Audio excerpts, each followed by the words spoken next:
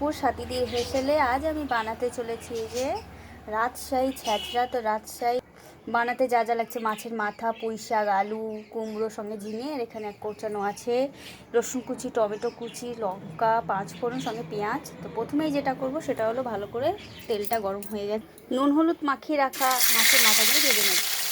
মাথাগুলি ভালো করে ভেজে নিয়ে এটিও ভালো করে ভেজে দিয়ে দিচ্ছি রসুন, দিয়ে দিচ্ছি দিয়ে দিচ্ছি পেঁয়াজ, পেঁয়াজটা ভালো করে ভাজা, দিয়ে দিচ্ছি টমেটো কুচি, দিয়ে দিচ্ছি কাঁচা লঙ্কা, দিয়ে দিচ্ছি স্বাদ মতো হলুদ, স্বাদ মতো লঙ্কার গুঁড়ো। পুরো মশলাটাকে ভালো করে মিশিয়ে দিয়ে দিচ্ছি ভেজে রাখা মাছের তেল, দিয়ে দিচ্ছি মাথাগুলোকে ভালো করে ভেজে নিচ্ছি। মাথাগুলো বেশ ভাজা ভাজা হয়ে গেছে, একটা মাখো, দিয়ে দিচ্ছি আলু, দিয়ে দিচ্ছি ঝিঙে, দিয়ে দিচ্ছি কুমড়ো। এবার এটাকে ভালো করে নাড়াচাড়া, শাক পুঁই শাকগুলো ভালো করে দিয়ে দিয়েছি, ভালো করে নেড়ে চেড়ে নিয়েছি। দিয়ে দিচ্ছি মিষ্টি, ঢাকা দিয়ে দিচ্ছি 10 মিনিট।